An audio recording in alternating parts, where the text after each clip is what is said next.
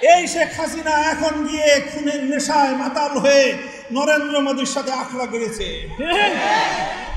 যদি সেখান থেকে বসে বাংলাদেশের স্বাধীনতার উপর কোনো হস্তক্ষেপ করার চেষ্টা করা হয়, তাহলে বাংলাদেশের মাটিতে ভারতীয় দূতাবাস থাকতে পারবে না।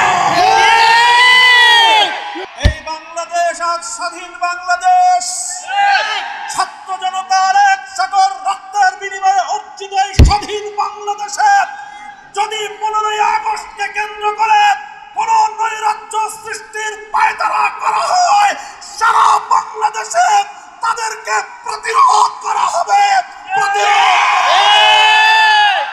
এই পর্যায়ে আপনাদের সামনে বক্তব্য নিয়ে আসছেন বাংলাদেশের অন্যতম নেতা, রাজপথের সিপাহ সালার আল্লামা মাহমুদুল হক।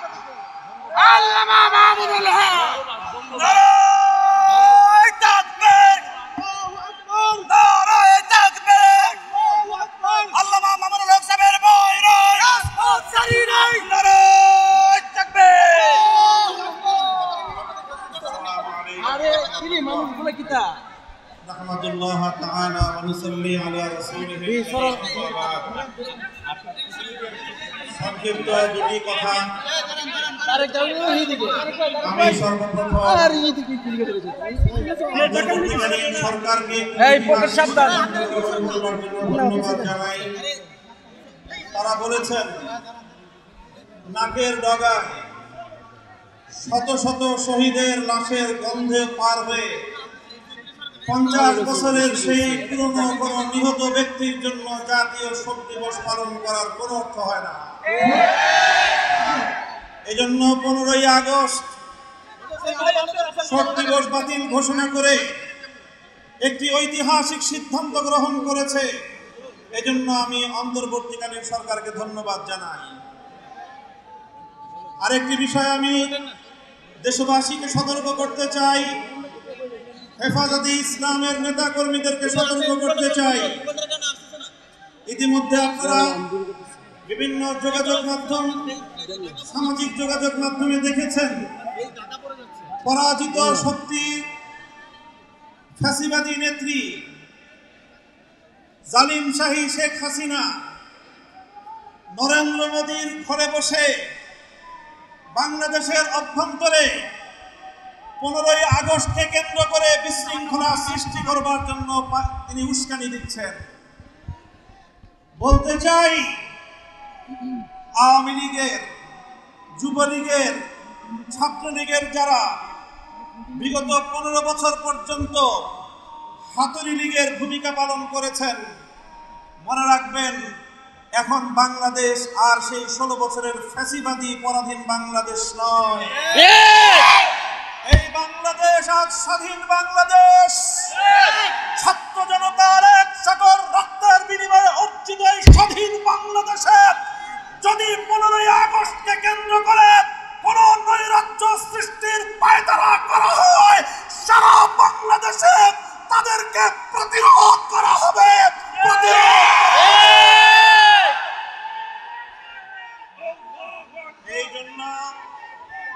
এই জন্য আমরা বৈষম্য বিরোধী ছাত্র আন্দোলনের নেতৃবৃন্দ, অন্তর্বর্তীকালীন সরকারের দায়িত্বশীলদের পাশাপাশি হেফাজতে ইসলামের নেতা কর্মীদেরকে আমি আহ্বান জানাতে চাই, আগামীকাল 15ই আগস্ট, 16ই আগস্ট এবং গোটা আগস্ট মাস জুড়ে আমাদেরকে সতর্ক থাকতে হবে।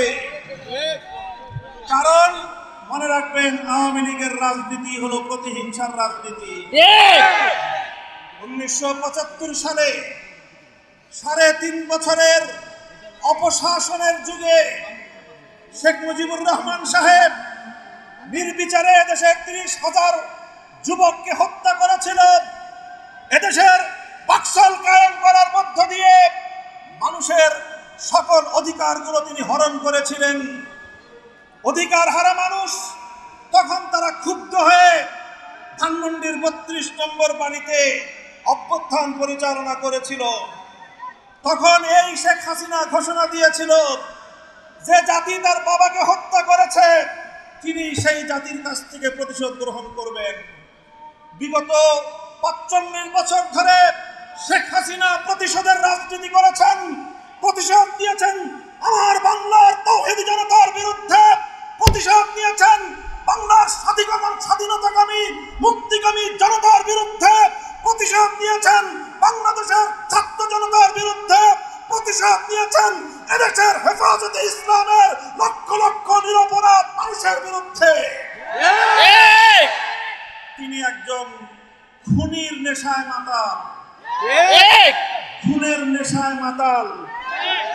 আপনারা লক্ষ্য করে থাকবেন, যারা মাতাল হয়, মদখোর হয়, তারা সারাদিন যে যেখানে থাকে, দিন শেষে রাতের বেলায় সব মাতালগুলো একসাথে হয়ে মদ্যপান করে মাতলামি করে। পৃথিবীতে বড় বড় খুনের নেশায় মাতাল আছে। ১ নম্বর বেনিয়ামিন নেতানিয়াহু, ২ নম্বর ভারতের গুজরাটের কসাই নরেন্দ্র মোদী, ৩ নম্বর বাংলাদেশের বিদায়ী ফ্যাসিবাদী শেখ হাসিনা। এই শেখ হাসিনা এখন গিয়ে খুনের নেশায় মাতাল হয়ে নরেন্দ্র মোদীর সাথে আখড়া করেছে। যদি সেখান থেকে বসে বাংলাদেশের স্বাধীনতার উপর কোনো হস্তক্ষেপ করার চেষ্টা করা হয়, তাহলে বাংলাদেশের মাটিতে ভারতীয় দূতাবাস থাকতে পারবে না। শেখ হাসিনার বিরুদ্ধে বাংলাদেশে বিভিন্ন থানায়, আদালতে হত্যা মামলা দায়ের হয়েছে। আমি আহ্বান জানাতে চাই, খুনি হাসিনাকে ধরে এনে বিচারের কাঠগড়ায় দাঁড় করাতে হবে।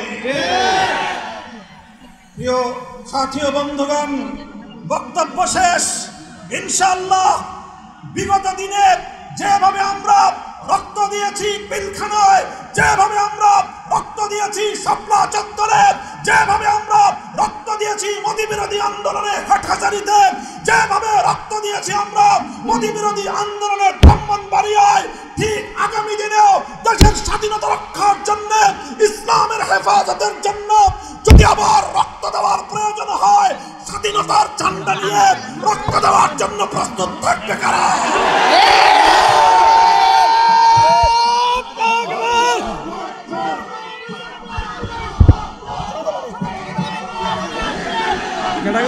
এখন আমাদের সামনে বক্তব্য রাখবেন ব্রাহ্মণবাড়িয়ার কৃতি সন্তান মজলুম আলমদ্দিন, হেফাজতে ইসলাম বাংলাদেশের কেন্দ্রীয় সিনিয়র নায়েবে সিনিয়র যুগ্ম মহাসচিব হযরতুল আল্লাম কুতুবে বাঙ্গাল জুনায়েদ আল হাবিব, হযরত মাওলানা জুনায়েদ আল হাবিব।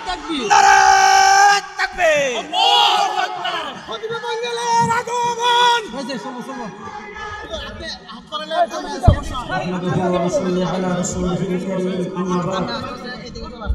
আজকের এই সমাবেশের সংগ্রামী সভাপতি, মঞ্চ বরিষ্ঠ হেফাজতে ইসলাম বাংলাদেশের কেন্দ্রীয় মহাসচিব, যুগ্ম মহাসচিব, কেন্দ্রীয় নেতৃবৃন্দ, সমবেত সাথী বন্ধুগণ, ফেরাউন পানিতে ডুইবা মরার একদিন আগেও জানত না, নমরুদকে মশা কামড়ে যখন মারে একদিন আগেও জানত না, শেখ হাসিনার পতন হবে পেছনের দরজা দিয়ে ডাকবে 1 ঘন্টা আগেও জানে না।